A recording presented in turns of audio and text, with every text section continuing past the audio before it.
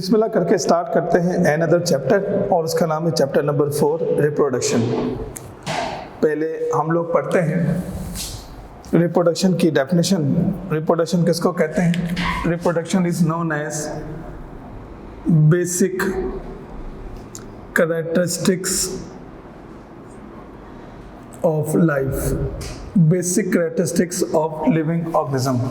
Reproduction एक basic character है, reproduction एक बेसिक करैक्टर है लिविंग ऑर्गेनिज्म का, और रिप्रोडक्शन को कहते हैं it is a biological process, it is a biological phenomenon. एक ऐसा फिनोमेना, एक ऐसा बायोलॉजिकल प्रोसेस जिसके अंदर एक living organism new young individual को प्रोड्यूस करते हैं, और ये जो न्यू यंग इंडिविजुअल को प्रोड्यूस करते हैं इससे दो फायदे हैं। नंबर 1 रिप्रोडक्शन से होती है जिसको हम लोग कहते हैं कंटिन्यूएशन ऑफ जीन, और नंबर 2 सर्वाइवल ऑफ स्पीशीज। तो एक सवाल जहन में आता है कि कोई भी लिविंग ऑर्गेनिज्म रिप्रोडक्शन क्यों करते हैं? तो कोई भी लिविंग ऑर्गेनिज्म रिप्रोडक्शन इसलिए करते हैं अपनी जीन को कंटिन्यू करने के लिए, अपनी नस्ल स्पीशीज को बचाने के लिए, और दूसरी तीसरी चीज़ इकोसिस्टम। इकोसिस्टम में दो चीज़ें होती हैं, एक बायोटिक फैक्टर, एक abiotic factor. Biotic factor living component को कहते हैं, प्रोड्यूसर, कंज्यूमर, डीकम्पोजर उसमें आते हैं। तो बायोटिक फैक्टर को बचाने के लिए रिप्रोडक्शन का अमल होता है। सबसे पहले हम स्टार्ट करते हैं रिप्रोडक्शन इन प्लांट्स, फिर हम पढ़ेंगे रिप्रोडक्शन इन एनिमल्स। अगर हम प्लांट की रिप्रोडक्शन पढ़ें तो वैसे मैं आपको बता दूं रिप्रोडक्शन दो तरह की होती है। एक होती है एसेक्सुअल रिप्रोडक्शन और एक होती है सेक्सुअल रिप्रोडक्शन।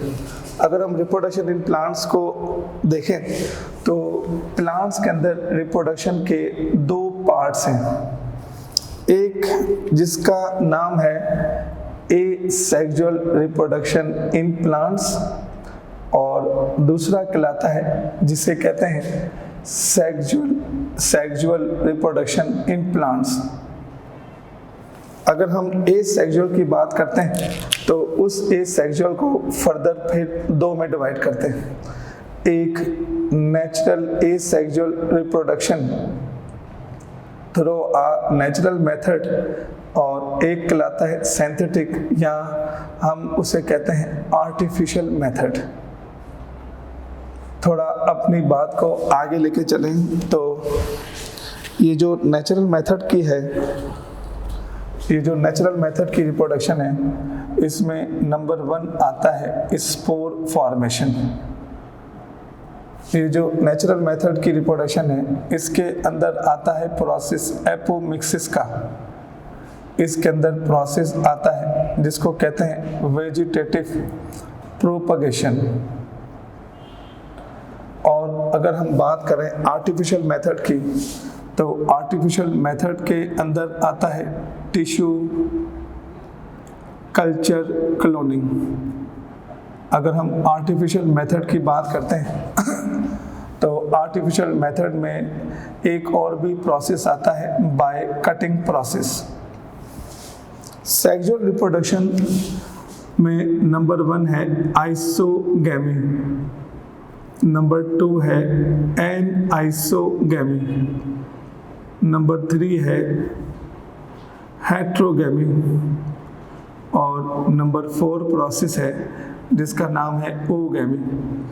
तो रिप्रोडक्शन प्लांट हमेशा से इम्पोर्टेंट रहा है, और ये यूँ समझ लीजिए कि मैंने इंडेक्स बना दिया है। ये नेचुरल एसेक्सुअल रिप्रोडक्शन, ये आर्टिफिशियल एसेक्सुअल रिप्रोडक्शन और ये सेक्सुअल रिप्रोडक्शन। अब ज़रा सुनिएगा, सबसे पहले पढ़ते हैं प्रोसेस ऑफ स्पोर फॉर्मेशन, या हम इनका नाम रखते हैं the process of sporulation. Sporulation या स्पोर फॉर्मेशन अगर आपने पढ़ना है तो उसका बेस्ट तरीका है कि अगर हम पढ़ें alternation of generation in plants. Plants के अंदर अल्टरनेशन ऑफ जनरेशन किस तरह से होती है। आप सारे स्टूडेंट्स को मालूम है कि उनकी अल्टरनेशन ऑफ जनरेशन होती है हेटेरोमॉर्फिक।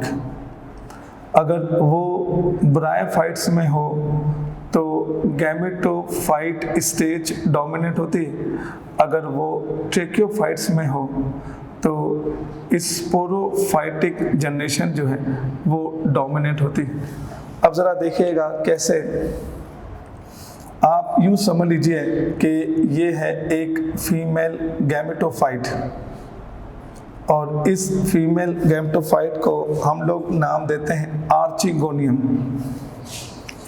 ये कहलाता है जिसे हम लोग कहते हैं मेल गैमेटोफाइट और इस मेल गैमेटोफाइट को हम नाम देते हैं एंथ्रीडियम का। आपको मालूम है गैमेटोफाइट है तो वो हाइप्लॉइड होंगे। अब मेल गैमेटोफाइट और female gametophyte bye the process of mitosis, जिसमें नंबर ऑफ क्रोमोसोम्स होते हैं रिमेन सेम, रिमेन कांस्टेंट। तो मेल गैमेटोफाइट से स्पर्म निकलता है, ये रहा हाइप्लॉइड, और फीमेल से ओवा निकलता है, ये रहा हाइप्लॉइड। और इस ओवा और स्पर्म को अगर हम मिलाएं तो इनमें होती है फर्टिलाइजेशन। इस फर्टिलाइजेशन से बनता है जाइगोट और जाइगोट होता है डायप्लॉइड। अगर हम देखें तो ये जाइगोट से एक नया प्लांट डेवलप होता है और उस नए प्लांट को हम स्पोरोफाइटिक प्लांट कहते हैं। स्पोरोफाइटिक डायप्लॉइड होते हैं। यहाँ से फिर निकलते हैं by the process of spore, by the process of meiosis, जिसमें number of chromosomes are reduced to half. एक ये स्पोर है, एक ये स्पोर है। स्पोर अगेन हाइप्लॉइड, एक फीमेल और एक बनाएगा मेल गैमेटोफाइट, और इस तरह से प्लांट की चलेगी लाइफ साइकिल। अगर आप थोड़ा सा ध्यान इन स्पोर में दें तो आपके 4-5 पॉइंट क्लियर होंगे। सबसे पहली चीज़, स्पोर दो तरह के होते हैं, एक होता है होमोस्पोरस और एक होता है हेटेरोस्पोरस। दूसरी चीज़ spores are the production of asexual reproduction, और स्पोर हाइप्लॉइड नेचर के होते हैं। स्पोर रिजल्ट है मियोसिस का। तीसरी चीज़ स्पोर की, spore are arises from sporophyte. Spore sporophyte से अराइज होते हैं, वेयर एज ये जो स्पोर हैं ये आगे जर्मिनेट करेंगे और जर्मिनेट करने के बाद they germinate into formation of gametophyte. तो इस स्पोर को देखते हुए हमें अंदाज़ा होता है कि स्पोर मियोसिस से बना है। स्पोर गैमेटोफाइट बनाएगा, निकला स्पोरोफाइट से है। अगर एक जैसे स्पोर है होमोस्पोरस, अगर डिफरेंट है तो हम उसको बोलते हैं हेटेरोस्पोरस। मैं अपनी बात और आगे लेके चलता हूँ।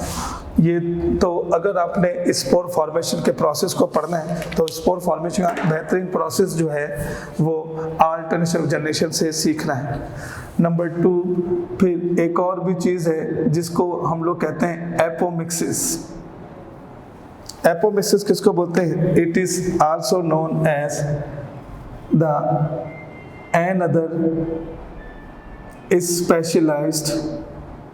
another specialized asexual reproduction जो पाई जाती है इन प्लांट्स के अंदर। एक ऐसी एसेक्सुअल रिप्रोडक्शन जिसके अंदर न्यू प्लांट की फॉर्मेशन होती है without going to be fertilization. और ये प्लांट जो है वो कहाँ से अराइज होते हैं? एक्चुअली देखिएगा, मैं आपको एक लॉजिक बताता हूँ।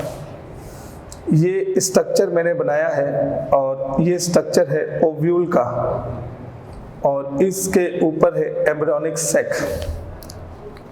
एक ओव्यूल के ऊपर 3 सेल होते हैं, ओव्यूल के नीचे 3 सेल, बीच में 2 सेल। ये जो मैंने स्ट्रक्चर बनाया है ओव्यूल का, इसको कहते हैं this is called as embryonic sac. ऊपर वाले सेल को एंटीपोडल सेल्स कहते हैं, बीच वाले सेल को हम पोलर न्यूक्लियाई कहते हैं। इसका नाम है एग सेल और इसको कहते हैं हम सिनर्जिड्स।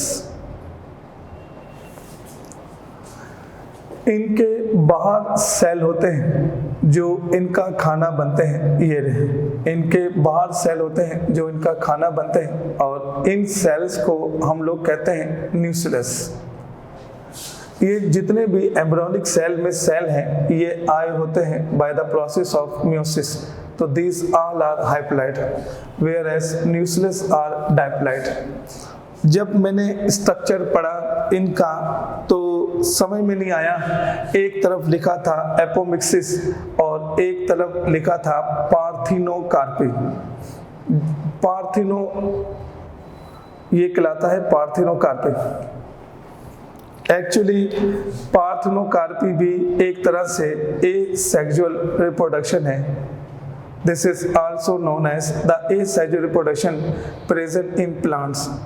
हाँ, अलबत्ता फ़र्क ये है कि इसमें भी विथाउट फर्टिलाइजेशन जो है स्ट्रक्चर बनता है, मगर इसमें पार्थिनोकार्पी में जो फूड बनता है, जो प्लांट, वो होता है सीडलेस प्लांट। इसके अंदर जो प्लांट बनता है उस प्लांट में सीड होता है। तो पार्थिनोकार्पी भी विथआउट फर्टिलाइजेशन होती है, एपोमिक्सिस भी विथआउट फर्टिलाइजेशन होती है। तो हम किस तरह से दोनों में डिफ्रेंशिएट करेंगे?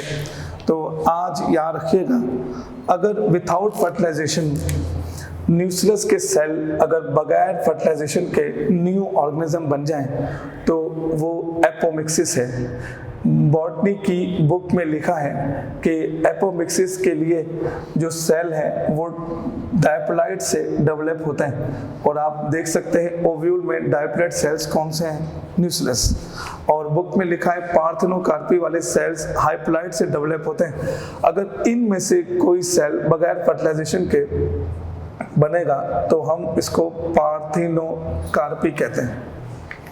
फिर मैं अपनी बात आगे लेके चलता हूँ। फिर नंबर 3 सर, एपोमिक्सिस के बाद what about the vegetative propagation? ये वेजिटेटिव प्रोपोगेशन का प्रोसेस किस तरह से होता है, ज़रा इसको भी सुनिएगा।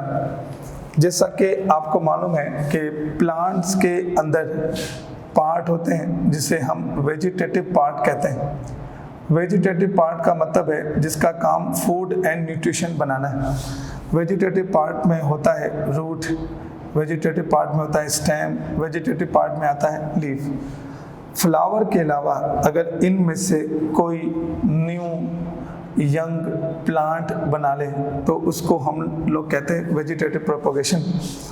जस्ट फॉर द नॉलेज मैं आपको बताता हूँ वेजिटेटिव प्रोपोगेशन कहाँ होती है।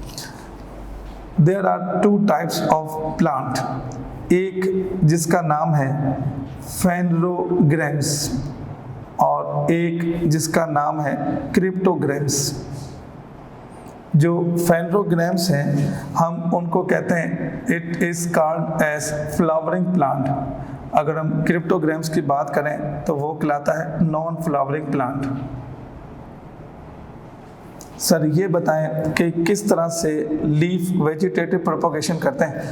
तो आप ज़रा देख लीजिए, लीफ 2 तरह के होते हैं। एक जिसका नाम है वेजिटेटिव लीफ। वेजिटेटिव लीफ का काम है फोटोसिंथेसिस करना, स्टार्च बनाना और उसको स्टोर करना। अगर हम बात करें रिप्रोडक्टिव लीफ की तो स्पोरोफाइलस जो लीफ है हम उससे कहते हैं रिप्रोडक्टिव लीफ। ऐसे लीफ जो स्पोर को पैदा करें, तो लीफ भी स्पोर पैदा कर सकते हैं, आप वेजिटेटिव प्रोपोगेशन में उसको रख सकते हैं। अगर हम बात करें लीफ के अलावा रूट्स की, तो आपकी बुक में रूट्स की एग्जांपल दी है प्रीनेटिंग ऑर्गन्स। ये प्रीनेटिंग ऑर्गन्स क्या हैं ये देखिएगा, ये है प्लांट शूट सिस्टम, ये रहा उसका लीफ, ये रही उसकी ब्रांचेस और नीचे उसका कहलाता है रूट सिस्टम। ये रहा अब होता ये है कि अगर तो आ जाए कोई अनफेवरेबल कंडीशन, अगर तो आ जाए इन्वायरमेंट अगर हॉट हो, इंक्रीज टेम्परेचर हो, तो ये लोग अपने अंदर आस्ता आस्ता मॉडिफिकेशन करते हैं। अपने मॉडिफिकेशन वो शुरू होती है स्टोमेटा से। स्टोमेटा के नंबर कम करेंगे, स्टोमेटा के साइज कम करेंगे, स्टोमेटा को संकीर्ण कर देंगे। अगर इससे भी बात नहीं बनी तो लीफ जो है वो स्पाइन में कन्वर्ट हो जाएंगे, शेड ऑफ हो जाएंगे। अगर इससे भी बात नहीं बनी तो पूरा का पूरा शूट सिस्टम जो है वो पूरा का पूरा शूट सिस्टम जो है वो बेटा शेड ऑफ हो जाएगा। मगर अभी इनकी ये जो रूट्स हैं ये अभी नीचे सरवाइव कर रही हैं क्योंकि सॉइल में अभी वाटर इनफ है। जैसे ही रिटर्न होगी कंडीशन अनफेवरेबल से फेवरेबल में, तो ये रूट्स दोबारा अपने अंदर से स्टेम बना लेंगे, दोबारा इनके अंदर से लीफ और शूट निकलना शुरू हो जाएगा और दोबारा ये प्लांट बन जाएगा। तो ऐसे ऑर्गन जो सर्वाइवल करें अनफेवरेबल कंडीशन में और दोबारा अपना न्यू प्लांट का पार्ट बना लें, जब फेवरेबल कंडीशन वापस आए तो उस स्टोरेज पार्ट को जो रूट का है उसको प्रीनेटिंग ऑर्गन कहते हैं। ये आपकी बुक में एपोमिक्सिस में वेजिटेटिव प्रोपगेशन में शामिल है। अगर हम एक और चीज़ आगे लेके चलें तो उसमें एक हो गया लीफ, रूट, नंबर 3 स्टेम भी वेजिटेटिव प्रोपगेशन करते हैं और हम उनको कहते हैं मॉडिफाइड अंडरग्राउंड स्टेम।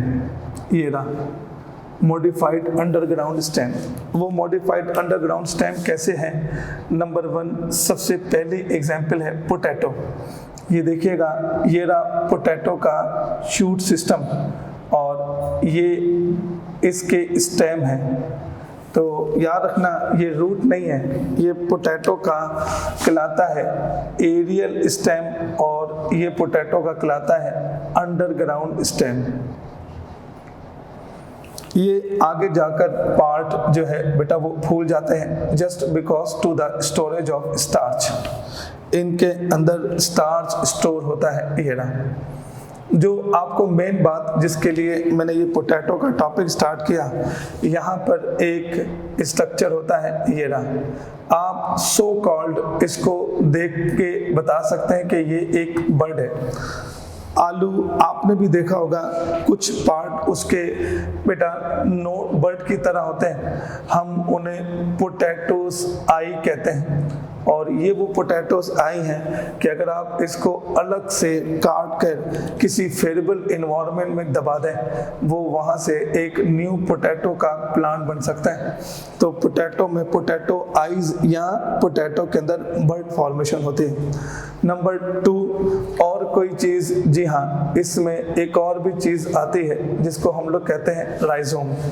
राइजोम का मतलब है अब की दफ़ा इनका जो स्टेम है वो इस तरह से इन हॉरिजेंटल अरेंजमेंट, ऐसे ये हॉरिजेंटल अरेंजमेंट, ये इसके कहलाते हैं स्केली लीव्स। ये रहे और ये क्या चीज़ है, इसको कहते हैं हम जिंजर। जिंजर अदरक, it is also the underground stem, modified underground stem. इस जिंजर के पार्ट को काट कर अगर आप अलग से दबाएं तो वहाँ से न्यू प्लांट उग सकता है। इसी में एक और आता है जिसको हम लोग कहते हैं अनियन। अनियन कैसे है? अनियन में तो पूरी की पूरी ये समझ लें शूट सिस्टम है।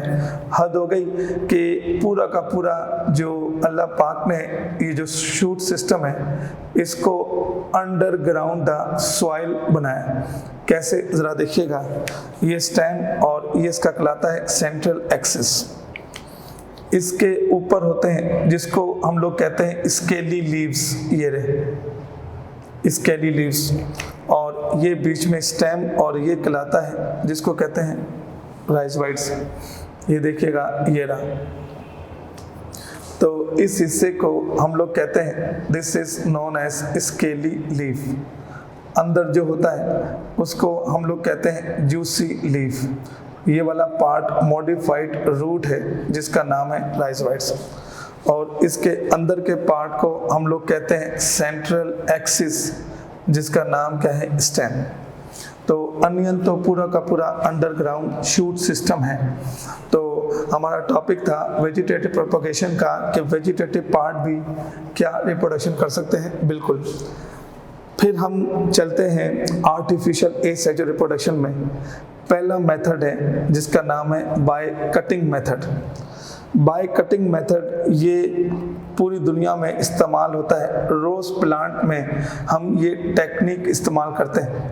बाय कटिंग मेथड से मुराद है कि ये रहा प्लांट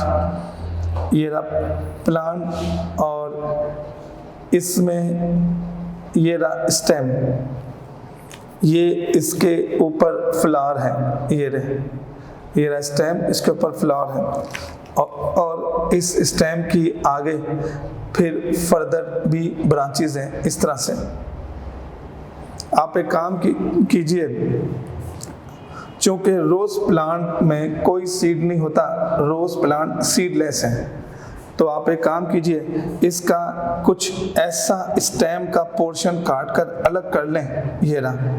ये आपने स्टेम का पोर्शन काटकर अलग कर लिया, जिसको हारी या जिसको माली कलम का नाम देते हैं।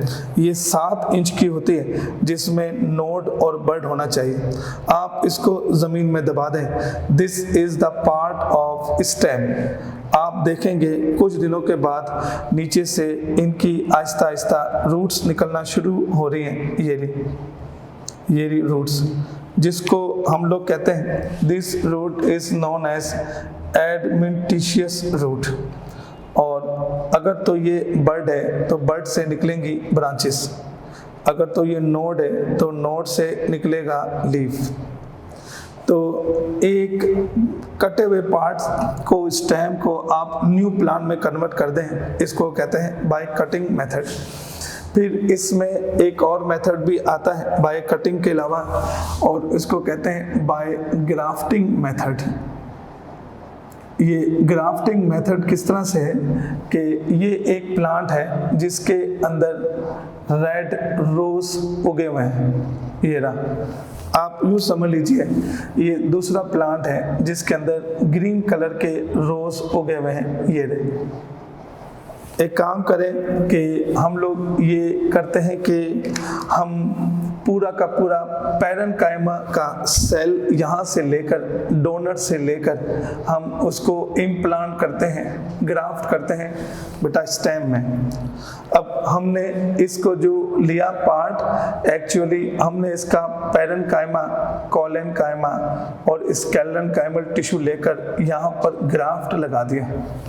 कुछ दिनों बाद देखते हैं तो इस प्लांट में इस फ्लावर के जैसे के अलावा आपको रेड रोज भी नजर आएंगे। पूरी दुनिया में Guinness book of world record में नाम एक इंडिया के साइंटिस्ट का है, जिसने 132 मुख्तलिफ किस्म के फ्लावर, फ्रूट्स, प्लांट और दूसरी चीज़ें ग्रोथ की थी एक छोटे से दरख्त में। तो आप मल्टीपल पार्ट्स को इस्तेमाल कर सकते हैं फॉर न्यू वेरिएशन। फिर by cutting method, by grafting method के बाद फिर हम एक और चीज़ पढ़ते हैं जिसका नाम है टिश्यू कल्चर क्लोनिंग। अब ये टिश्यू कल्चर क्लोनिंग को किस तरह से पढ़ना है, ज़रा एक मिनट नोट कीजिएगा। हम जब भी उगाते हैं लोअर प्लांट्स, ये रहे, हम जब भी क्रॉप उगाते हैं लोअर प्लांट्स की, ये लोअर प्लांट्स की जो क्रॉप है, जैसे राइस, जैसे कोरिएंडर, जैसे पेपरमिंट, जैसे टोमेटो, जैसे पोटैटो, जैसे स्पाइनच, जैसे कैबिज, इनमें सबसे बड़ा मसला ये आता है कि इसमें उगाते हैं हर्ब्स। हर्ब्स का मतलब है अनवांटेड ग्रास। इसमें उगाते हैं वीड्स, जिसको हम लोग कहते हैं पैरासिटिक प्लांट्स। इसमें आ जाते हैं जर्म्स, जो कहलाते हैं इन्फेक्शियस ऑर्गेनिज्म, वायरस, बैक्टीरिया। इसमें आ जाते हैं पेस्ट। पेस्ट का मतलब हर वो एनिमल जो फसल को नुकसान पहुंचाए। अब होता क्या है इनके साथ, होता कुछ यूं है कि कुछ एग्रो बायो टेक्नोलॉजी, कुछ एग्रो बायोटेक्नोलॉजी से साइंटिस्ट ने एक ऐसा प्लांट डिस्कवर किया है, ये प्लांट का स्ट्रक्चर, एक ऐसा प्लांट डिस्कवर किया है जिसको हम लोग कहते हैं नाइट शेड प्लांट। और ये वो नाइट शेड प्लांट है जिसमें ख़ुसूसन तौर पर बाय नेचर इनके रूट्स में से सिक्रीशन होती है। और सिक्रीशन किसकी होती है? ऐसे मटेरियल की जो हर्बिसाइड है, ऐसा मटेरियल जो वीडसाइड है। तो ये एक बेहतरीन आइडिया है। आप अगर उगाना चाहते हैं टोमेटो पोटैटो, तो आप एक काम कीजिए, ये सेल ले लें, और ये सेल वो सेल है जिसको हम लोग कहते हैं नाइट शेड प्लांट का। आप इसके साथ एक और सेल ले लें, ये रहा न्यूक्लियस, और ये कौन सा है? टोमेटो प्लांट का। If you want to be formation of tomato crop, आप एक काम करें, आप इसका डीएनए का उस पार्ट को निकाल दें, ये रहा, जिसके अंदर जेनेटिक कोड है। किसका जेनेटिक कोड है? हर्बिसाइड्स के लिए। तो ये डीएनए का पार्ट निकाला। अब आप एक काम करें, आप टोमेटो का डीएनए निकालें, और एक एंजाइम है जिसका नाम है डीएनए लाइगेस एंजाइम। इस वाले पार्ट को इससे एडजस्ट कर लें। तो आप ज़रा देखिएगा, ये था पार्ट टोमेटो का, और इधर आकर पार्ट अटैच हो जाएगा डीएनए का। किसका? हर्बिसाइड्स का। ये डीएनए कहलाएंगे जिसको हम लोग कहते हैं रिकम्बिनेंट डीएनए। इसका नाम रिकम्बिनेंट डीएनए क्यों है? क्योंकि इसमें कुछ पार्ट टोमेटो के जेनेटिक कोड का है और कुछ पार्ट नाइट शेड प्लांट के। अब आप इसको डाल दीजिए सेल में, ये देखें, और उस सेल की कीजिए मल्टीपल क्लोनिंग। आप देखेंगे कि हर सेल में, ये देखिएगा, आप देखेंगे कि हर सेल के अंदर उसके हर सेल के न्यूक्लियस के अंदर, चूंकि आपने कॉपी निकाली थी, ये एक क्लोन किया हुआ सेल है। उस सारे सेल के अंदर आपको टोमेटो के अलावा, इन सारे सेल के अंदर आपको टोमेटो के अलावा नाइट शेड प्लांट के डीएनए भी नजर आएंगे। तो इनको हम लोग कहते हैं क्लोन सेल। इन क्लोन सेल को आप प्रोवाइड कर दीजिए आर्टिफिशियल मीडियम, ये रहा, इन सारे क्लोन सेल्स को प्रोवाइड कर दीजिए आर्टिफिशियल मीडियम। इस आर्टिफिशियल मीडियम से ये होगा कि अगर तो ये ग्रोथ करेंगे तो अपने ऊपर से, अब अगर ये ग्रोथ करेंगे तो अपने अंदर से ये बना लेंगे कैलस। इसको कहते हैं callus. Callus is known as regenerative एक सेल है जो एक्टिव होते हैं डिवाइडिंग सेल में, ये रहा कैलेक्स। अगर आपके इस सेल में कैलेक्स बनना स्टार्ट हो गया, इसका मतलब है कि आहिस्ता आहिस्ता ये आगे जाकर जर्मिनेट होगा। फिर आप इसको एक सॉइल में मुंतकिल कर लीजिए, ये रहा, और ये जो सॉइल होगी, ये सॉइल होगी आर्टिफिशियल सॉइल। मींस ऐसी सॉइल जिसके अंदर आपने जो असली सॉइल है उस जैसा कंपोजिशन रखी।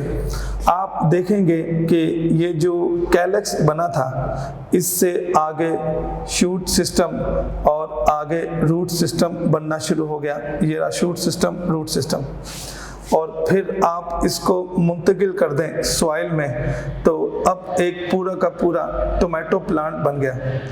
अब आप एक बात नोट करें, है तो ये टोमेटो प्लांट, मगर इस टोमेटो प्लांट के अंदर जीन है नाइट शेड के।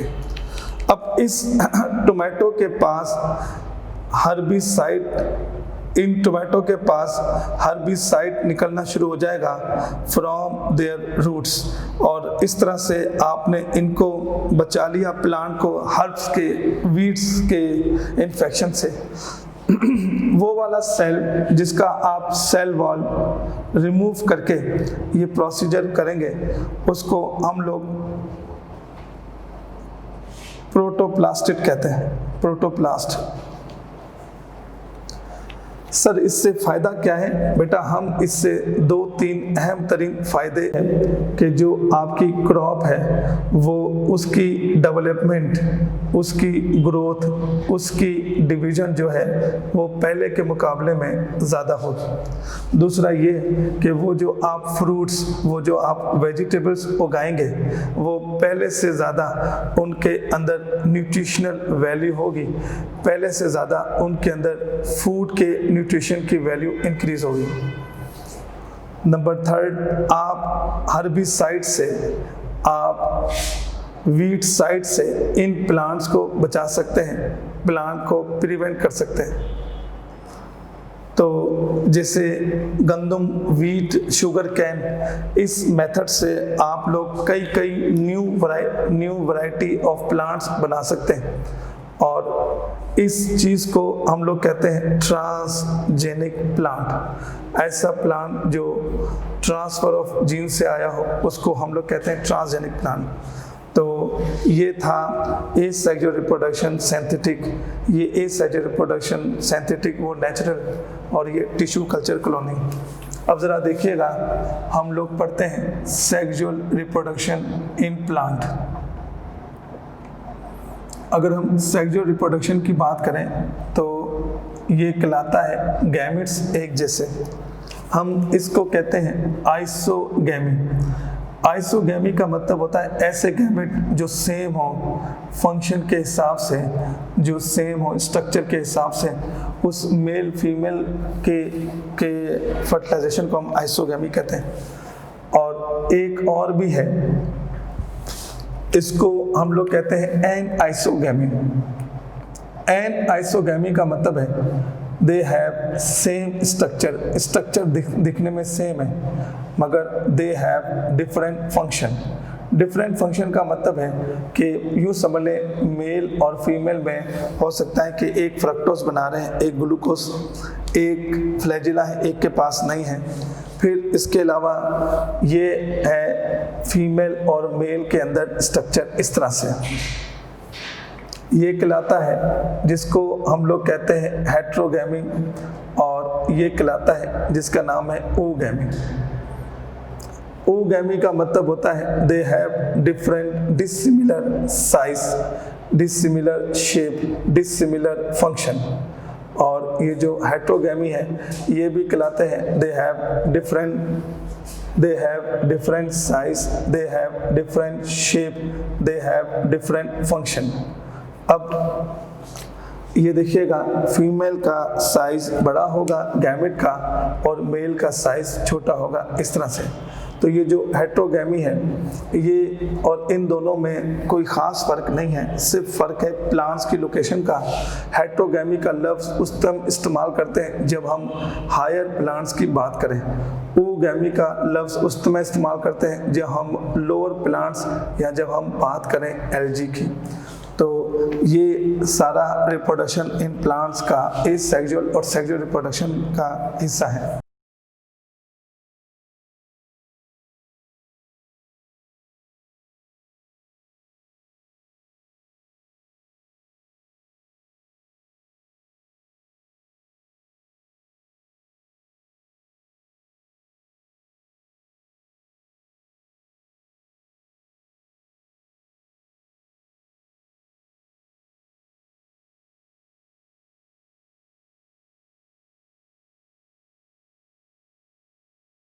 चैप्टर नंबर 4 का दूसरा टॉपिक एसेक्सुअल रिप्रोडक्शन पढ़ने के बाद अब हम पढ़ते हैं रिप्रोडक्शन इन प्लांट्स, और प्लांट्स के अंदर पढ़ते हैं सेक्सुअल रिप्रोडक्शन को। पहले हम पढ़ेंगे sexual reproduction in gymnosperm plant, और उसके बाद हम पढ़ेंगे sexual reproduction in angiospermic plant. अगर हम जिम्नोस्पर्मिक प्लांट की बात करें तो जिम्नोस्पर्म का मतलब होता है, जिम्नो का मतलब होता है नेकेड, या जिम्नो का मतलब होता है अनकवर्ड। और बात करें स्पर्म की तो स्पर्म का मतलब होता है सीड। जिसका सीड अनकवर्ड हो, जिसका सीड एक्सपोज्ड हो, जिसका सीड नेकेड हो, उसका नाम है जिम्नोस्पर्म। और एक बात याद रखिएगा, ये जो कवर है ये ओवरी है। Gymnosperm it is the one of the type of tracheophytes. Gymnosperm it is the one of the type of spermopsida, spermopsida known as seed plants. अब इसमें एक दो चीज़ें और भी हैं, ज़रा वो सीखिएगा कि इन जिम्नोस्पर्म में एक टाइप आती है जिसका नाम है कॉनिफेरस प्लांट। सवाल ये पैदा होता है कि इसका नाम कॉनिफेरस, इसकी एक एग्जाम्पल कॉनिफेरस क्यों है। एक्चुअली ये जो कॉनिफेरस प्लांट है ये रहते हैं आइस क्रिस्टल इन्वायरमेंट में। ये वहाँ रहते हैं जहाँ सबसे हाईएस्ट स्नोफॉल होती है। ये वहाँ रहते हैं जहाँ पर सबसे ज़्यादा क्रिस्टल आइस क्रिस्टल बर्फबारी होती है। तो जो यहाँ रहेगा लीफ वो अपनी मॉडिफिकेशन करेगा, जो यहाँ रहेगा वो आसान बात नहीं है, वो अपनी एडॉप्टेशंस करेगा। जो यहाँ रहेगा ये रहा लीफ, वो लीफ कन्वर्ट होगा स्पाइन में, और वो स्पाइन की कलेक्शन को हम लोग कहते हैं कॉन। तो कोई पूछे कॉनिफेरस प्लांट को कॉनिफेरस प्लांट क्यों कहते हैं, उनका जो रिप्रोडक्टिव और जो रिप्रोडक्टिव पार्ट है वो कहलाता है कॉन। अब ज़रा सुनते जाइए, इसकी बेहतरीन एग्जाम्पल है पाइनस प्लांट। और क्यों ना हम आज पाइनस प्लांट की अल्टरनेशन ऑफ जनरेशन पढ़ें, क्योंकि पाइनस प्लांट की अल्टरनेशन ऑफ जनरेशन से पाइनस प्लांट की अल्टरनेशन ऑफ जनरेशन से हमें जिम्नोस्पर्म की सेक्सुअल रिप्रोडक्शन समझ में आएगी। अल्टरनेशन ऑफ जनरेशन जो पाइनस प्लांट की है उसमें उसके लाइफ साइकिल में जो स्टेज आती है वो ये स्टेज है। ये लॉन्ग लार्ज ट्रीज हैं, ये लॉन्ग लार्ज ट्री, ये बड़े बड़े दरख्त को, दिस लॉन्ग लार्ज ट्री को हम लोग कहते हैं, this is called as sporophyte stage. आपको मालूम है स्पोरोफाइट डाइप्लॉइड होता है, स्पोरोफाइट ट्रैकियोफाइट्स में डोमिनेट होता है। इनके अंदर जो इनका रिप्रोडक्टिव स्ट्रक्चर है उस रिप्रोडक्टिव स्ट्रक्चर को हम लोग कहते हैं कॉन। और अगर मैं इसमें से कॉन को निकालूं तो देखिएगा इसमें आपको ऐसे स्ट्रक्चर मिलेगा कि एक कॉन इसके अंदर लार्ज कॉन होगी ये, और एक कॉन इसके अंदर स्मॉल कॉन होगी। इस लार्ज कॉन को हम लोग ओव्यूल कॉन कहते हैं, इस लार्ज कॉन को हम फीमेल कॉन कहते हैं। ज़रा इसको हम डिटेल में पढ़ें तो ये स्ट्रक्चर इस तरह से है, ये वाला स्ट्रक्चर, कि ये लार्ज कॉन को ऐसे पढ़ा जाता है।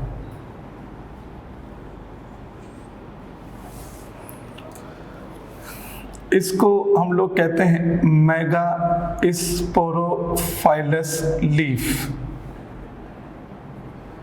इसके अंदर थैलियां मिलेंगी आपको, इसको हम लोग कहते हैं मेगा स्पोरेंजियम। और इस मेगा स्पोरेंजियम के अंदर आपको मिलेगा मेगा स्पोर मदर सेल। और ये जो मेगा स्पोर मदर सेल है ये होता है डाइप्लॉइड। बिल्कुल इस तरीके से जैसे ये कॉन, जैसे ये स्मॉल कॉन का स्ट्रक्चर है ये रहा, इसको हम स्मॉल कॉन भी कहते हैं, इसको हम पोलन कॉन भी कहते हैं, और ये कहलाती है मेल कॉन। अब ज़रा देखिएगा ये कहलाता है स्ट्रक्चर, इसको कहते हैं माइक्रो स्पोरोफाइलस लीफ। इसके अंदर थैलियां हैं और उनको हम लोग कहते हैं माइक्रो स्पोरेंजियम। और उस माइक्रोस्पोरेंजियम के अंदर है microspore mother cell, and this microspore mother cell is diploid.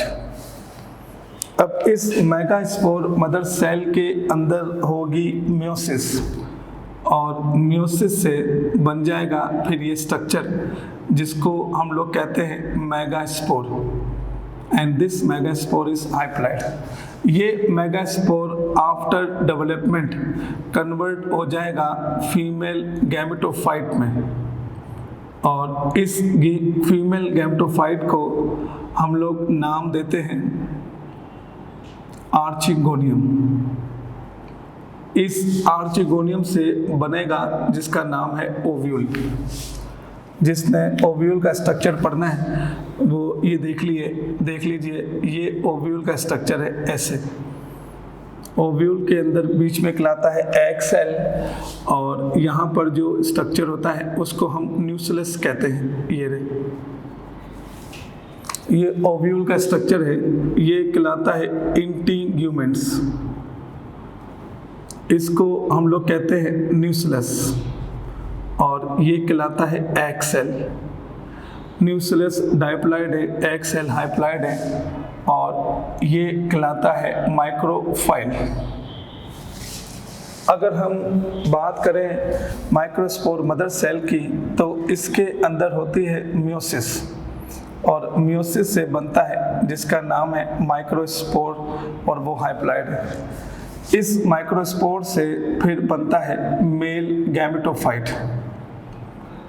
ये वही मेल गैमेटोफाइट है जिसको हम एंथ्रीडियम कहते हैं, और इस एंथ्रीडियम से जो हाइप्लॉइड है बनता है पोलन ग्रेन। ये रहा। पोलन ग्रेन को कैसे पढ़ते हैं ये देखिएगा, इस एंथ्रीडियम से आगे बनेगा पोलन ग्रेन। पोलन ग्रेन को कैसे पढ़ते हैं, ये स्ट्रक्चर होता है पोलन ग्रेन का, और ये उसके कहलाते हैं विंग्स। ये रहे। इस पोलन ग्रेन में दो तरह के सेल हैं, एक ऊपर एक नीचे। ये जो ऊपर वाले सेल हैं इनका नाम है प्रोथैलस सेल। जैसा कि इनके बीच में इसको हम लोग कहते हैं स्ट्रोबलस। बहरहाल ये कहलाता है प्रोथैलस, और इसको कहते हैं antheridial cell. This is known as two cell stage. अब इस पोलन ग्रेन में होगी मियोसिस। अब जरा देखिएगा इस मियोसिस से क्या रिजल्ट बनेगा। ये पोलन ग्रेन के विंग्स हैं, और मियोसिस से प्रोथैलस भी डिवाइड होगा और एंथ्रीडियल सेल भी डिवाइड होगा, और सो कॉल्ड ये कहलाएगा 4 सेल स्टेज। 4 सेल स्टेज कैसे, इसमें एक तो पेयर बन गया प्रोथैलस का, ये रहा पेयर प्रोथैलस का। इसमें से एक का नाम है एंथ्रीडियल सेल, और एक का नाम है पोलन सैक सेल।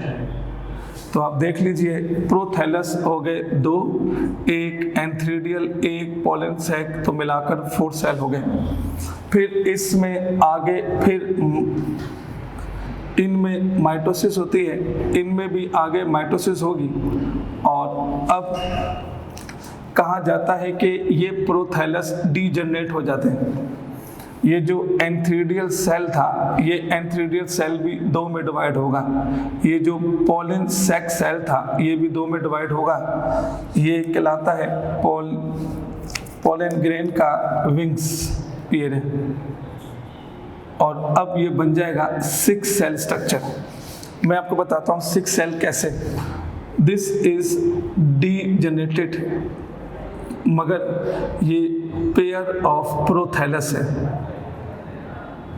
ये कहलाता है स्पर्म 1, ये कहलाता है स्पर्म 2। इसको कहते हैं पोलन ट्यूब सेल, और इसको कहते हैं पोलन नेक, पोलन सैक सेल।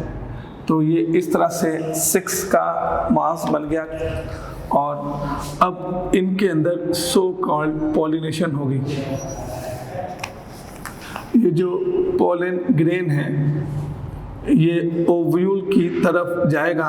ओव्यूल अपने अंदर से कैन शुगर ऐसा केमिकल निकालेगा जिससे कीमोटैक्सिस मूवमेंट होगी और पोलन ग्रेन ओव्यूल की तरफ जाएगा। ये पोलन ग्रेन चूंकि विंग्स वाला है तो ऐसी पॉलिनेशन को हम एरोफिलस कहते हैं। एरोफिलस पॉलिनेशन का मतलब जो एयर से हो। तो आप देख सकते हैं कि ये ओव्यूल का स्ट्रक्चर है और ये पोलन ग्रेन का स्ट्रक्चर है। ये 2 सेल्स थे, माइटोसिस हुई, 4 बने, 2 ऊपर वाले मर गए, माइटोसिस हुई तो ये 2 सेल और बन गए। अब नेक्स्ट में क्या होगा? नेक्स्ट में पॉलिनेशन हो चुकी, ये बन चुका ओव्यूल ये रहा और ये रे जिसको हम लोग कहते हैं these cells are known as nucleus और इसके बीच में एग सेल है। ये रहा पोलन ग्रेन, ये रहा पोलन ग्रेन में इन 2 सेल को हम लोग कहते हैं प्रोथैलस। इन 2 सेल का नाम है स्पर्म 1 स्पर्म 2। इन 2 सेल का नाम है पोलन ट्यूब सेल और नेक सैक सेल। आहिस्ता आहिस्ता वो माइक्रोफाइल को ब्रीच करेंगे। नेक्स्ट में क्या होगा? नेक्स्ट में कुछ इस तरह से होगा कि ये रहा ओव्यूल का सेल, ये रहा पोलन ग्रेन और ये कहलाता है एग सेल। इसको हम लोग कहेंगे न्यूक्लियस। अब होगा क्या? होगा ये कि ये प्रोथैलस तो यहाँ डीजनरेट हो गए, एक स्पर्म यहाँ रह जाएगा, दूसरा स्पर्म यहाँ आएगा। एक ये था स्पर्म 1 और ये स्पर्म 2, वो एग सेल से ओवा से मिलकर यहाँ पर इनकी हो जाएगी फिर फर्टिलाइजेशन और इस फर्टिलाइजेशन से बनेगा एग। ये रहा, इस एग में स्पर्म और ओवम है और ये एग आगे जाकर फिर कन्वर्ट होगा एम्ब्रियो में और वो एम्ब्रियो आगे जाकर जर्मिनेट होगा। आफ्टर जर्मिनेशन इसकी शेप कुछ इस तरह से बन जाएगी प्लांट की, ऐसे ये शूट सिस्टम, ये रूट सिस्टम और ये डायप्लॉइड प्लांट फिर दोबारा बना लेगा स्पोरोफाइट। इस तरह से इनकी लाइफ साइकिल चलती है।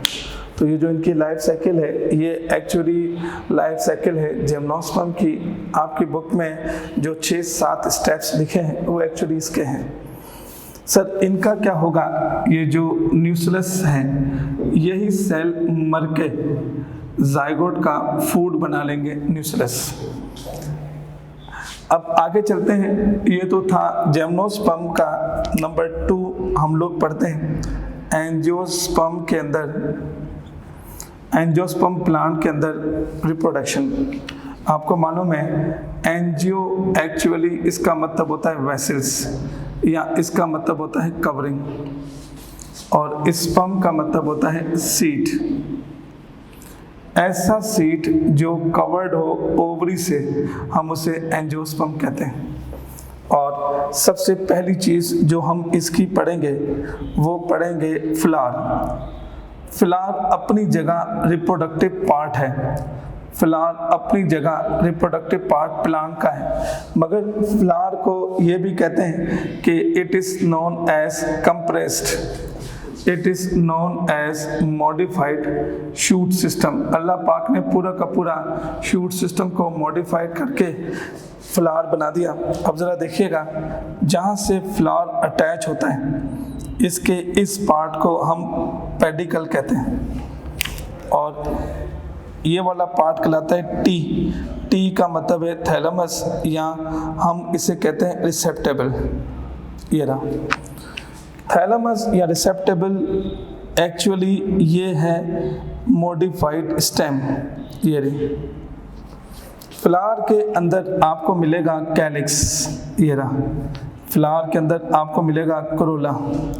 फ्लावर के अंदर आपको मिलेगा एंड्रोशियम और गाइनोशियम। इस तरह से तो ज़रा देखिएगा, अगर थैलेमस मॉडिफाइड स्टेम है तो ये कहलाते हैं, जिसको हम लोग कहते हैं फ्लोरल लीव्स। ये फ्लावर जिसमें सब चीज़ें हों उनको हम बाइसेक्सुअल फ्लावर कहते हैं और हम उसे कंप्लीट फ्लावर कहते हैं। अब ज़रा सुनिएगा इसको किस तरह से पढ़ते हैं। सबसे पहला पार्ट फ्लावर का वो है कैलिक्स। इसके collection of sepals is known as calyx. Actually calyx कहलाता है outermost covering of flower की सबसे ऊपर वाली कवरिंग कैलिक्स कहलाते हैं। एक्चुअली ऐसा लगता है जैसे ये माइन्यूट लीफ की तरह ग्रीन लाइक स्ट्रक्चर है जो फ्लावर की फोटोसिंथेसिस में हेल्प करके फ्लावर को प्रोवाइड करता है फूड एंड न्यूट्रिशन। दूसरी बात कैलिक्स की ये है कि अगर कैलिक्स मॉडिफाइड हो जाए तो मॉडिफाइड होकर कैलिक्स बनता है स्पाइक्यूल्स जो फ्लावर की प्रोटेक्शन में हेल्प करता है। ऐसे फ्लावर जिसमें कैलिक्स की ओवर ग्रोथ हो जाए उसको कहते हैं एपिकैलिक्स। एपिकैलिक्स उसको कहते हैं जो ज़्यादा ग्रोथ करके पूरे फ्लावर को कवर करते हैं। कैलिक्स के बाद नंबर 2 आता है और उसको कहते हैं हम corolla. Corolla is a collection of petals. फूल की पत्तियां ये कलरफुल होते हैं क्योंकि इनमें क्रोमोप्लास्ट होता है for the attraction of animal और इनमें फ्रेग्रेंस होती है। इनके अंदर सेंट के ग्लैंड्स होते हैं। ये कोरोला को अगर हम देखें तो एक ये फूल की पत्ती है जिसको कहते हैं स्टैंडर्ड कैलिक्स, स्टैंडर्ड पेटल्स। फिर एक इस तरह से होता है ये रहा, हम इसको कहते हैं विंग पेटल्स। और एक इस तरह से स्ट्रक्चर है ये रहा, हम इसे कहते हैं this is known as standard wing और ये कहलाता है राफ्ट लाइक स्ट्रक्चर। ये मैंने आपको बनाया है बताकर पेपरिनोशियस फैमिली यानी बटरफ्लाई फैमिली का ये स्ट्रक्चर बनाया है। फिर आगे चलते हैं। कैलिक्स के बाद नंबर 2 कोरोला के बाद नंबर 3 बारी आती है जिसका नाम है एंड्रोशियम, जिसको कलेक्शन को हम लोग कहते हैं स्टेमिन। ये जो एंड्रोशियम है ये कहलाता है मेल पार्ट और अगर हम इसको देखें तो ये इस तरह से स्ट्रक्चर है इसका। ये फिलामेंट है और इसको कहते हैं एंथर। बीच में पोलन सैक है, ये पोलन सैक। इस पोलन सैक के अंदर आपको मिलेंगे पोलन ग्रेन। पोलन ग्रेन का स्ट्रक्चर कुछ इस तरह से कि उसमें होते हैं स्पाइन की तरह निकले हुए स्ट्रक्चर और ये रहा कैविटीज। एक्चुअली ये कहलाता है एक्साइन, ये कहलाता है इंटाइन। इनमें 2 तरह के सेल होते हैं, एक जिसको कहते हैं जनरेटिव सेल और एक जिसको कहते हैं पोलन ट्यूब सेल। एक कहलाता है जनरेटिव सेल, एक पोलन ट्यूब सेल। फिर मेल पार्ट के बाद दूसरा पार्ट आता है और हम उसे कहते हैं फीमेल पार्ट। जी हाँ, उस फीमेल पार्ट का नाम है gynoecium and it is called as carpel. Female का पार्ट कुछ इस तरह से बनता है, ये कहलाता है स्टिग्मा, ये कहलाता है स्टाइल और इसको कहते हैं ओवरी। और इस स्टिग्मा स्टाइल ओवरी के अंदर ये जो स्ट्रक्चर है इस स्ट्रक्चर का नाम है ओव्यूल। अगर हम देखें तो ये पूरा का पूरा पार्ट मिलकर कहलाता है, हम इसे कहते हैं पिस्टिल। अगर आप ओव्यूल पढ़ना चाहते हैं तो ओव्यूल की शेप कुछ इस तरह से है, ये रही। ओव्यूल में कौन कौन से स्ट्रक्चर हैं जहाँ से ओव्यूल अटैच होता है उसका नाम है कैलजा। ये वाला पार्ट कहलाता है ओव्यूल का एम्ब्रियोनिक सैक। ओव्यूल के बाहर सेल होते हैं ये जो एम्ब्रियोनिक सेल के ऊपर होते हैं and these cells are known as nucleus. ये इनकी कवरिंग है, इस कवरिंग को हम लोग कहते हैं इंटीग्यूमेंट्स। ये इनका माउथ है जिसका नाम है माइक्रोफाइल। अब हम आगे चलें तो 3 सेल ऊपर 3 सेल नीचे 2 सेल बीच में होते हैं। ये वाले सेल कहलाते हैं एंटीपोडल सेल। ये वाले सेल कहलाते हैं पोलर न्यूक्लियाई। ये वाले सेल कहलाते हैं एग सेल और इनको मिलाएं तो ये बनता है साइनर्जिड्स। ये जितने भी एम्ब्रियोनिक सेल में सेल हैं वो सारे के सारे सेल हाइप्लॉइड हैं क्योंकि इनमें होती है मियोसिस। ऐसा फ्लावर जिसमें एक ओवरी हो उसको कहते हैं मोनोकैपिलरी, मोनोकार्पिलरी। ऐसा जिसके अंदर 2 ओवरी हों वो कहलाते हैं बाइकार्पिलरी। ऐसा फ्लावर जिसमें 2 से ज़्यादा हो वो कहलाती है पॉलीकार्पिलरी। अगर बहुत ज़्यादा ओवरी हैं और अगर वो फ्यूज्ड हैं तो उसको कहते हैं साइनोकार्पस। बहुत ज़्यादा ओवरी हैं और अगर वो फ्री हैं, अगर वो सेपरेट हैं तो हम उसे कहते हैं एपोकार्पस। ऐसा फ्लावर जिसमें सिर्फ कार्पेल पार्ट हो हम उसको कार्पेलेटेड फ्लावर कहते हैं। अब इनमें होगी पॉलिनेशन। ये रे पॉलिनेशन आपकी बुक में जो दिया है उसका मतलब है कि there is transfer of pollen grain, transfer of pollen grain from anther to stigma। अब 2 तरह की पॉलिनेशन है, एक जिसको कहते हैं सेल्फ पॉलिनेशन, एक क्रॉस पॉलिनेशन। ये देखिएगा ये है एक प्लांट, इसका ये मेल और फीमेल पार्ट, ये है एक प्लांट जिसका ये मेल और फीमेल पार्ट। ये देखिएगा ये रहा एक प्लांट जिसका मेल और फीमेल पार्ट है। अगर इसके पोलन ग्रेन इस पे गिरते हैं, हालांकि दोनों रोज हैं, रोज प्लांट, इसके पोलन ग्रेन इस पे गिरते हैं तो सेल्फ, इसके पोलन ग्रेन अगर इस पे गिरेंगे तो ये भी सेल्फ। सेल्फ पॉलिनेशन का मतलब होता है जिसमें सेम प्लांट होना लाजमी है।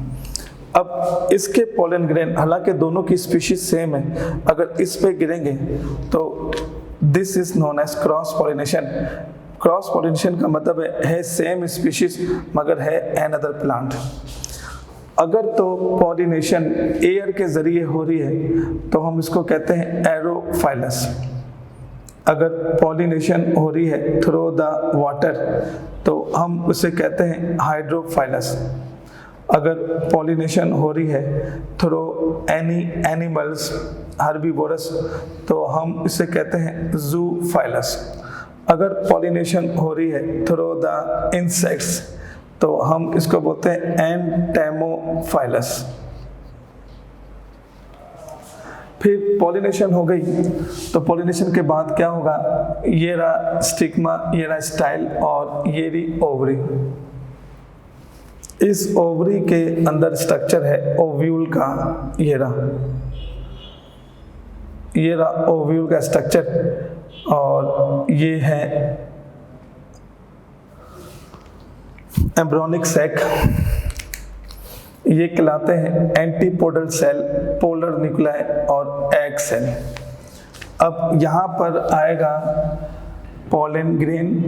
पोलन ग्रेन में मैंने आपको बताया 2 तरह के सेल हैं, एक पोलन ट्यूब सेल कहलाता है और वो पोलन ट्यूब सेल आकर इस माइक्रोफाइल से जाकर अटैच हो जाएगा। By calcium ion guideline, calcium ion chemotactic movement करते हुए। फिर पोलन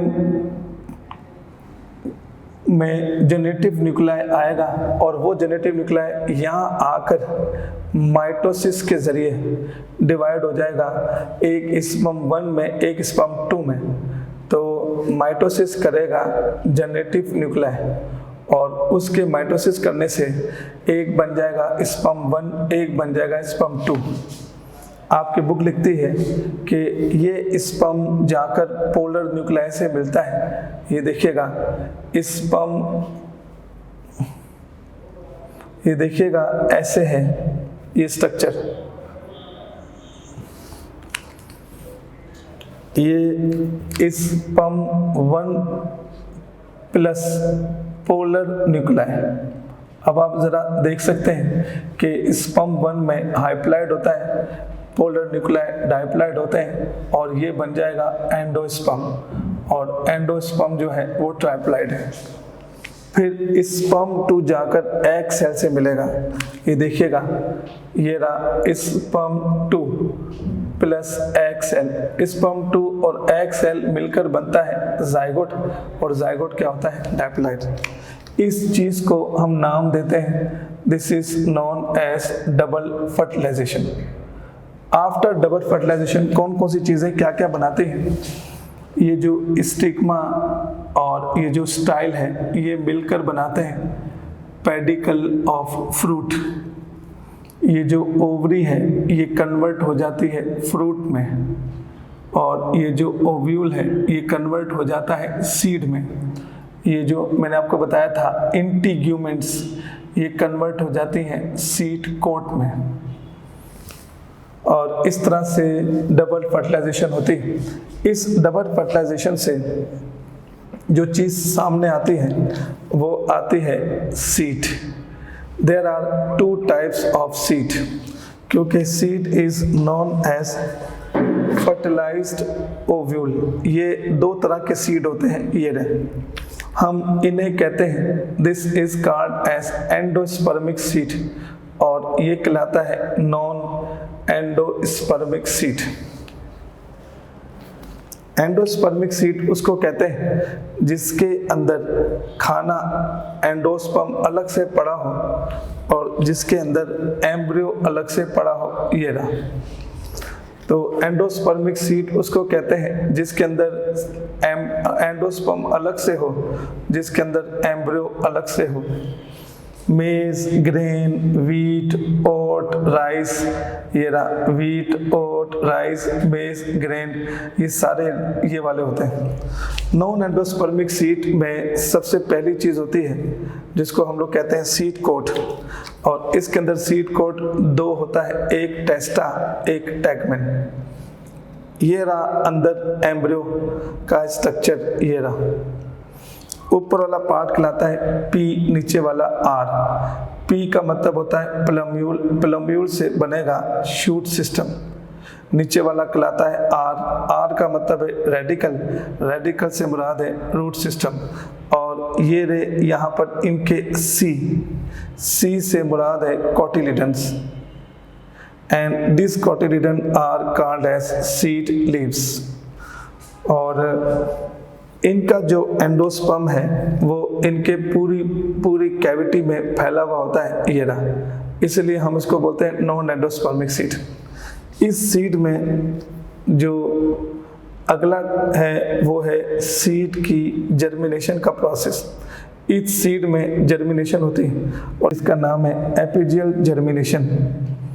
एक कहलाती है जिसको हम लोग कहते हैं हाइपोजियल जर्मिनेशन, और एक और कहलाती है जिसे हम लोग कहते हैं विविपेरस जर्मिनेशन। अब ज़रा देखिएगा इसको किस तरह से पढ़ते हैं। ये जो हाइपोजियल जर्मिनेशन है इसको किस तरह से पढ़ते हैं? एपिजियल। एक्चुअली एपी का मतलब होता है अबव और जियो का मतलब होता है अर्थ। ऐसी जर्मिनेशन जिसमें सीड अर्थ से ऊपर आ जाए। हाइपोजियल जर्मिनेशन, हाइपो का मतलब होता है बिलो और जियो का मतलब होता है अर्थ। अब ज़रा 1 मिनट नोट कीजिएगा इसको कैसे पढ़ते हैं। एपिजियल जर्मिनेशन में इस तरह से होता है, ये सीड है और ये इसके कहलाता है एपिकोटाइल हाइपोकोटाइल।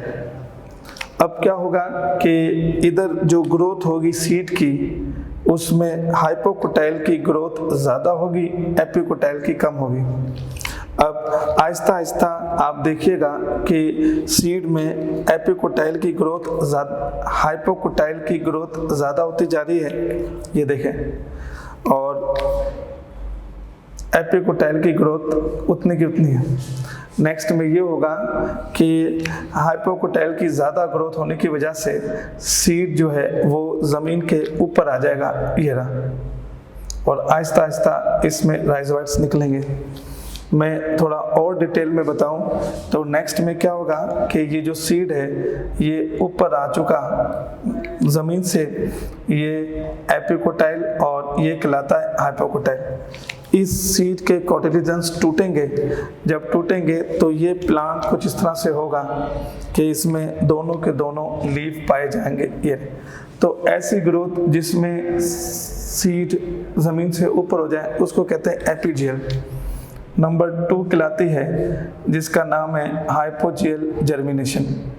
हाइपोजियल जर्मिनेशन जैसा कि नाम से जाहिर है, हाइपो का मतलब होता है बिलो और जियो का मतलब होता है अर्थ, जिसमें वो ज़मीन के नीचे ही रहें। और वो कैसे होंगे देखिएगा, ये रहा सीड, ये रहा एपिकोटाइल और हाइपोकोटाइल। नेक्स्ट में क्या होगा कि अब की दफ़ा जो ग्रोथ होगी ज़्यादा, वो एपिकोटाइल की ज़्यादा ग्रोथ होगी, हाइपोकोटाइल की कम। नेक्स्ट में क्या होगा कि सीड नीचे का नीचे रह गया और एपिकोटाइल की ग्रोथ आस्ता आस्ता बढ़ती जा रही है, ये देखिएगा ऐसे, ये रहा हाइपोकोटाइल। और नेक्स्ट में क्या होगा, ये पूरा का पूरा प्लांट बन गया ऐसे, और सीड आर रिमेन्स इनसाइड, उसको कहते हैं हाइपोजियल जर्मिनेशन। नंबर 3 एक और कहलाती है जिसको हम लोग कहते हैं विविपेरस जर्मिनेशन।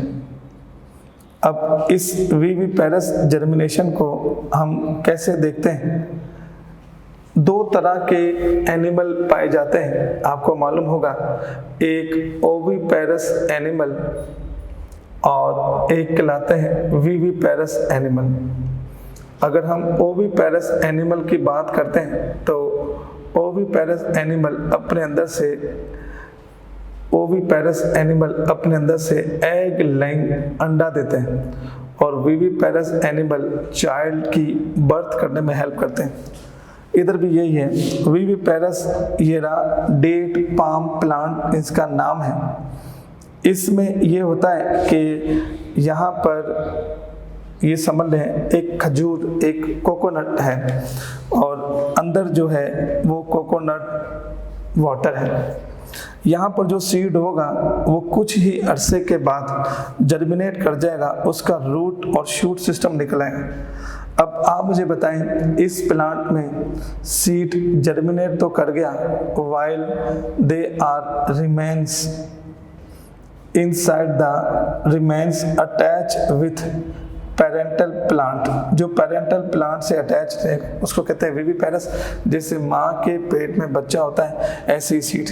अब वो अलग बात है कि ये टूट कर फिर आगे जाकर पूरा का पूरा सीड का स्ट्रक्चर बना लेगा, सीड से प्लांट बन जाएगा। अगर हम इसको देखें तो ये कहलाती है सीड डॉर्मेंसी के बाद वाली स्टेज। सीड डॉर्मेंसी का मतलब सीड डॉर्मेंट पीरियड में चला गया, सीड स्लीपिंग पीरियड में चला गया। अगर हम देखें तो फिजिकली तौर पर there is no any shape, there is no any structure और there is no any size, colour change, कोई चेंज नहीं आता। मगर फिजियोलॉजिकली जो सीड है वो एक्टिव होता है, उसके अंदर मेटाबॉलिक प्रोसेस हो रहा होता है। मैं इसको आसान सा एक आइडिया देकर बताता हूँ, शायद आपको याद हो जाए। यही चीज़ एनिमल में कहलाती है, हम इसको कहते हैं इंक्यूबेशन पीरियड। ये इंक्यूबेशन पीरियड क्या है? ये मुर्गी ने अंडा दिया, इसको कहते हैं लेइंग ऑफ एग, और वहाँ से अंडे से चिक निकला तो इसको कहते हैं hatching of egg. Laying of egg से हैचिंग ऑफ एग से 21 डेज होते हैं और इनके दरमियान इंक्यूबेशन पीरियड कहलाता है। बिल्कुल ये ऐसे है कि आपने किसी सीड को ज़मीन में दबाया और उस सीड ने जर्मिनेट करके बेटा प्लांट बना लिया, तो इसको कहते हैं फ्लो ऑफ सीड, और ये कहलाता है germination of seed. Flow of seed से जर्मिनेशन ऑफ सीड के दरमियान का जो पीरियड है उसको कहते हैं सीड डॉर्मेंसी पीरियड, जिससे यहाँ के जो दरमियान का पीरियड है उसका नाम कहलाता है इंक्यूबेशन पीरियड। तो ये कुछ थी टॉपिक्स की आइडियाज़ जो आपसे क्लियर करने थे। Thank you.